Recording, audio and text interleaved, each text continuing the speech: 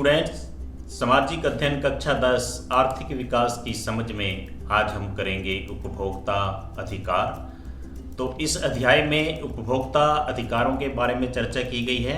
तो उपभोक्ता अधिकारों के बारे में चर्चा करने से पहले हमें ये जानना होगा कि उपभोक्ता किसे कहा जाता है। तो वो व्यक्ति जो वस्तुओं और सेवाओं की खरीद अपने उपयोग के लिए करता है उसे उपभोक्ता कहते हैं। कि वस्तुओं या सेवाओं का उपभोग या उपयोग करने वाला व्यक्ति वो उपभोक्ता कहलाता है। यहाँ पर थोड़ा सा ध्यान देने की ये ज़रूरत है कि उपभोक्ता और ग्राहक में फ़र्क होता है।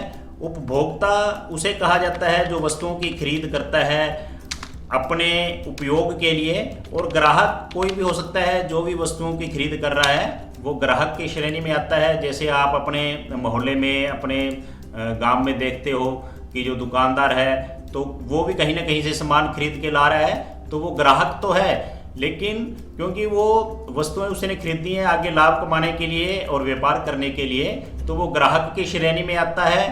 और जब आप कोई सामान खरीदते हो अपने घर में यूज करने के लिए, उपयोग करने के लिए, तो आप उपभोक्ता की श्रेणी में आते हो।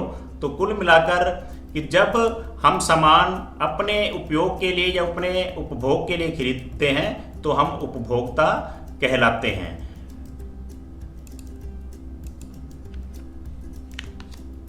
तो अपने उपयोग के लिए सामान खरीदने वाला या सेवा खरीदने वाला उपभोक्ता कहलाता है।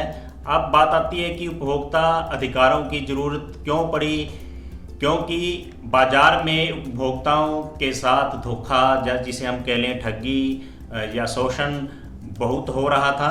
तो बाज़ार में उपभोक्ताओं का शोषण बहुत से तरीक़ों से होता है। बहुत से तरीके आपको भी ध्यान में होंगे कि बहुत बार जब कोई सामान खरीदा जाता है तो वो सामान है वो सही वजन से कम वजन तोलकर दिया जाता है।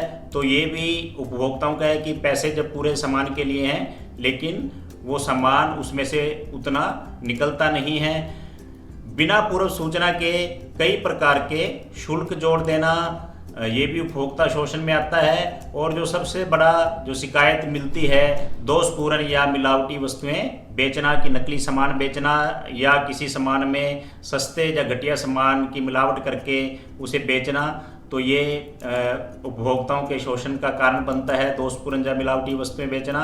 और एक सबसे बड़ा कारण है आजकल भ्रामक विज्ञापन देकर, कि बहुत सी कंपनियां टीवी पे, न्यूज़पेपर में अपने उत्पाद की ऐड करती हैं, मशहूरी जिसे हम कहते हैं, लेकिन उनके उत्पाद में वो चीज़ें नहीं होती हैं, लोगों को बहलाया जाता है, बहकाया जाता है। तो ये भ्रामक विज्ञापन देकर भी उपभोक्ताओं का शोषण किया जाता है। तो जब उपभोक्ताओं का इस प्रकार से शोषण हो रहा था, उनके साथ धोखाधड़ी ठगी हो रही थी, तो उस दौरान बहुत से बुद्धिजीवियों, सामाजिक संगठनों ने इसके खिलाफ आवाज़ उठाई, जिसे हम उपभोक्ता आंदोलन के नाम से जानते हैं। तो उपभोक्ता आंदोलन की जो शुरुआत है वो सन 1969-70 के दशक में हुई थी, और इस समय उपभोक्ता संबंधित आलेखों का लेखन किया जाने लगा और उनकी मांगों के लिए प्रदर्शन भी किए जाने लगे थे। तो बहुत से उपभोक्ताओं के संगठन बने जिन्हें उपभोक्ता दल कहते हैं। तो उपभोक्ता दलों ने परिवहन में भारी भीड़भाड़ और राशन की दुकानों पर सही तोल न दिए जाने के लिए निगरानी तंत्र बनाए। तो उपभोक्ताओं के हितों की सुरक्षा के लिए जो नियम बनाए गए या उनके लिए जो आंदोलन लड़े गए उसे उपभोक्ता संरक्षण कहा जाने लगा। तो उपभोक्ता आंदोलनों के कारण बहुत से इस प्रकार के नियम कानून बने, और सबसे जो प्रभावी कानून उपभोक्ताओं के अधिकारों की सुरक्षा के लिए बना उपभोक्ता संरक्षण अधिनियम। तो उपभोक्ता संरक्षण अधिनियम, जिसे कि कंज्यूमर प्रोटेक्शन एक्ट भी कहा जाता है, कोपरा कहा जाता है, और इसका पूरा नाम उपभोक्ता संरक्षण अधिनियम है। संसद में 24 दिसंबर 1986 को ये अधिनियम पारित किया गया, पास हुआ। और कोपरा के अंतर्गत त्रिस्तरीय न्याय प्रणाली, मतलब 3 स्तर पर उनको न्याय देने के लिए प्रणाली विकसित की गई, जिला स्तर पर, राज्य और राष्ट्रीय स्तर पर। तो उपभोक्ताओं के विवादों के निपटारे के लिए उपभोक्ता अदालतें स्थापित की गई हैं। जिला उपभोक्ता जो न्यायालय है वो 20 लाख तक के मुकदमे की सुनवाई करता है। राज्य स्तरीय उपभोक्ता न्यायालय 20 लाख से 1 करोड़ तक के मुकदमे की सुनवाई करता है। राष्ट्रीय उपभोक्ता न्यायालय में 1 करोड़ से ऊपर के मुकदमों की सुनवाई होती है। और निचली अदालत में अगर कोई उपभोक्ता मुकदमा हार जाता है तो उपभोक्ता ऊपरी अदालत का दरवाजा भी खटखटा सकता है। उपभोक्ता अदालत में उपभोक्ता खुद या फिर अपने प्रतिनिधि वकील के द्वारा अपना मुकदमा लड़ सकता है। तो ये एक बहुत महत्वपूर्ण पड़ाव था उपभोक्ता के अधिकारों के लिए, उपभोक्ता संरक्षण अधिनियम जो पारित किया गया। तो उपभोक्ता अधिकार क्या है? उपभोक्ता सुरक्षा अधिनियम 1986 के तहत उपभोक्ताओं को क्या क्या अधिकार दिए गए हैं उन पर हम आगे चर्चा करेंगे। तो उपभोक्ता संरक्षण अधिनियम 1986 के तहत उपभोक्ताओं के जो अधिकार हैं वो सुरक्षा का अधिकार, सूचित करने का अधिकार, विकल्प का अधिकार, शिक्षा का अधिकार, सुनवाई का अधिकार और निवारण का अधिकार। तो एक एक करके हम इन पर चर्चा करेंगे तो आपको समझ में आएगा कि ये अधिकार। तो सबसे पहले हम चर्चा करेंगे चुनाव या पसंद का अधिकार किसे कहा जाता है कि उपभोक्ताओं को बाजार में अपनी पसंद का वस्तुएं या सेवाएं चुनने का अधिकार है, जिसे चयन का अधिकार भी कहा जाता है। ये बाजार और बाजारी सेवा के ऐसे संगठन की आवश्यकता पर बल देता है जो इस बात को सुनिश्चित करे कि डीलर ऐसी वस्तु या सेवा प्रदान करे जो उपभोक्ताओं के हित में हो। उपभोक्ता अपने इस अधिकार के अंतर्गत विभिन्न निर्माताओं द्वारा निर्मित विभिन्न ब्रांड, किस्म, गुण, रूप, रंग और मूल्य की वस्तुओं में से किसी भी वस्तु का चुनाव करने में स्वतंत्र होगा। तो चुनने का जो अधिकार है वो उत्पादों और सेवाओं की विविधता है, उचित मूल्य और गुणवत्ता है, मात्रा है और प्रतियोगिता है कि बाजार में एक जो वस्तु है या उत्पाद है वो अलग अलग कंपनियों के द्वारा मिलता है। तो आप कोई भी अपनी पसंद के अनुसार या अपनी इच्छा अनुसार चुन सकते हैं। उदाहरण के लिए कि अगर आप टूथपेस्ट खरीदने गए दुकान पर तो दुकानदार आपको ये बाध्य नहीं कर सकता कि आप उसके पास तो एक ही ब्रांड का है, आप अपनी इच्छा से अलग अलग ब्रांडों में से किसी भी ब्रांड का आप टूथपेस्ट चुन सकते हो। तो ये चुनाव या पसंद का अधिकार की श्रेणी में आता है। दूसरा अधिकार सूचना पाने का अधिकार। तो सूचना पाने का अधिकार आप जैसा कि जानते हो कि सूचना का अधिकार 2005 में लागू किया गया, जिसे RTI कहते हैं, राइट टू इंफॉर्मेशन एक्ट कहा जाता है। लेकिन उससे पहले भी उपभोक्ता संरक्षण अधिनियम 1986 में, जिसकी हम अभी चर्चा करें, जिसके तहत अधिकार मिले थे, उसमें भी उपभोक्ताओं को वस्तुओं या सेवाओं के गुण, मात्रा, क्षमता, शुद्धता, मानक एवं कीमत के बारे में सूचना पाने का अधिकार था, जिससे वस्तु है वो विक्रेता या सेवा देने वाले के द्वारा गलत व्यवहार से उपभोक्ता की सुरक्षा हो सके।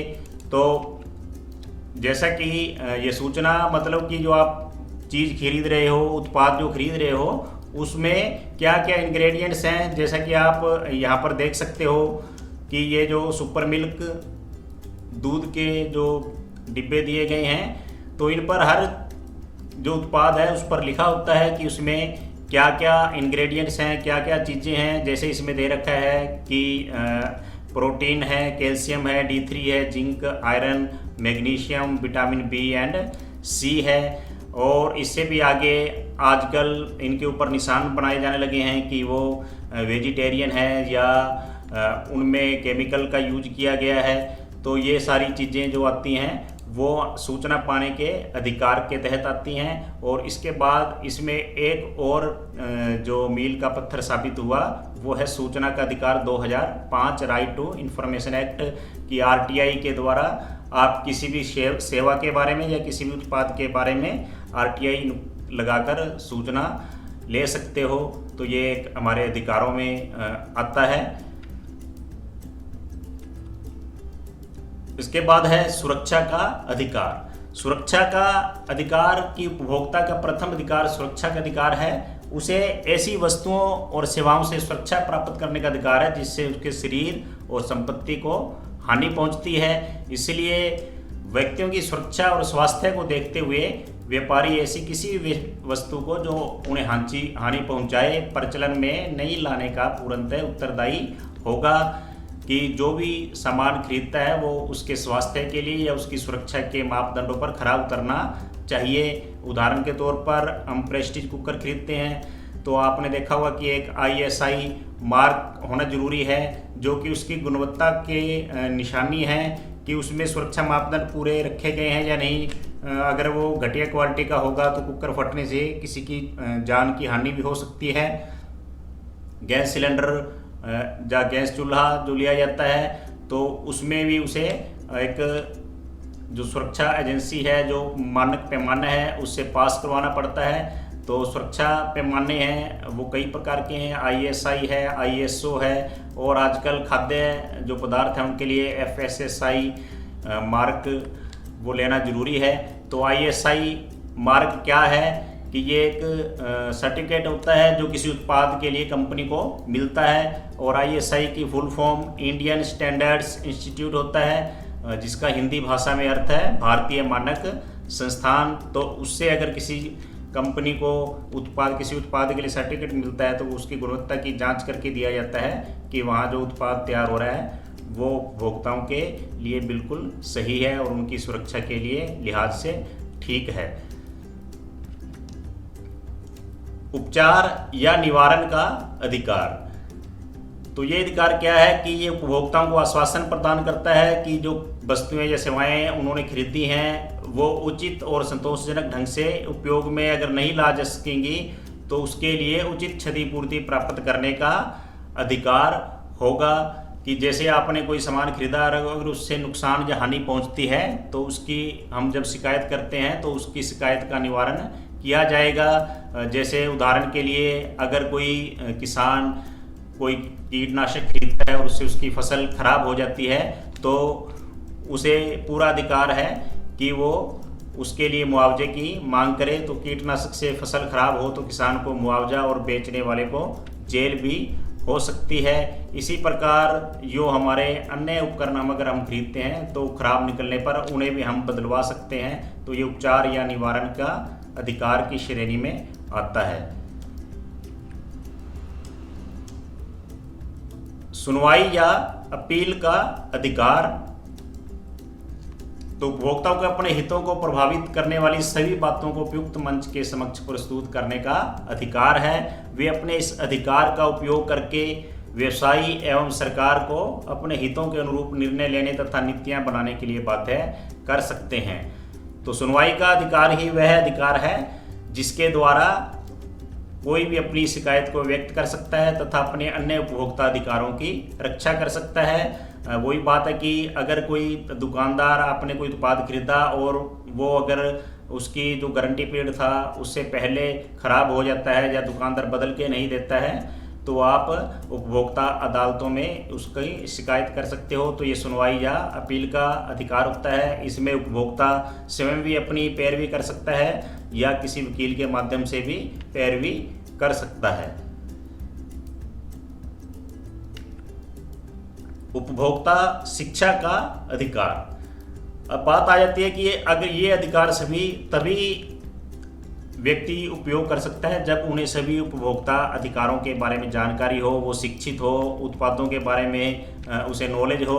तो उपभोक्ता शिक्षा लेने का अधिकार जो सबसे महत्वपूर्ण है, इसमें उन सब बातों की शिक्षा या जानकारी प्राप्त करने का अधिकार है जो उपभोक्ता के लिए आवश्यक होती हैं। तो उपभोक्ता को उनकी आवश्यकता के अनुसार उत्पाद या सेवा के चयन में दी गई सीमित जानकारी के कारण कंपनियों द्वारा जाने या अनजाने में अभिप्राय ठगे जाते हैं। तो ऐसी स्थिति में उपभोक्ता को शिक्षा या जानकारी प्राप्त करने का अधिकार है। और जो उपभोक्ता शिक्षा का अधिकार है वो ही उपभोक्ता संरक्षण अधिनियम 1986 की सफलता की कुंजी है। और इसके लिए सरकार भी बहुत बार प्रयास करती है।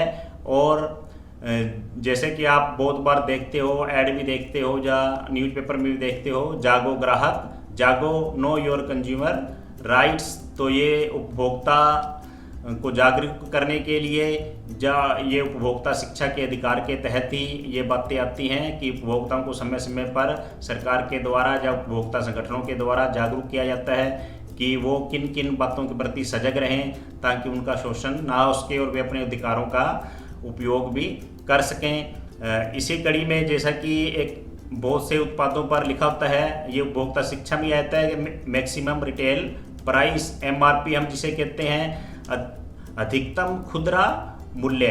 तो जो उत्पाद पर MRP लिखा होता है तो कोई भी दुकानदार या व्यवसायी हमें इससे अधिक रेट नहीं लगा सकता है।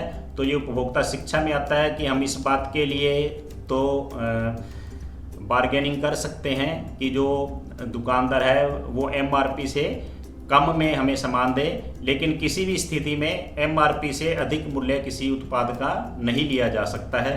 तो ये उपभोक्ता शिक्षा में ही ये सब बातें आती हैं।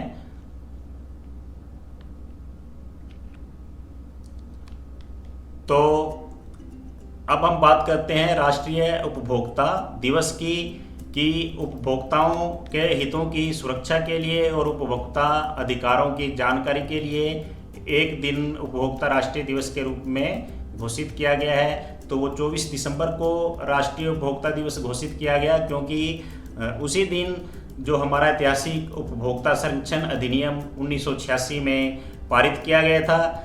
इसके अलावा 15 मार्च को प्रत्येक वर्ष विश्व उपभोक्ता अधिकार दिवस के रूप में मनाया जाता है। तो राष्ट्रीय उपभोक्ता अधिकार दिवस 24 दिसंबर को मनाया जाता है।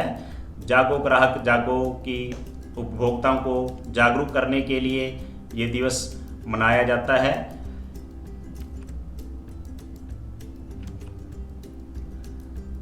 तो स्वयं को अनुचित व्यापार पद्धतियों से बचाने के लिए ग्राहक अपने अधिकार जाने, एक सतर्क उपभोक्ता बने, अपने अधिकारों को जाने। आपको किसी उत्पाद या सेवा का विस्तृत विवरण जानने का अधिकार है। आपको किसी वस्तु सेवा को चुनने का अधिकार है। आपको अधिकतम खुदरा मूल्य, अवसान तिथि मतलब एक्सपायरी डेट, भार और मात्रा जानने का अधिकार है।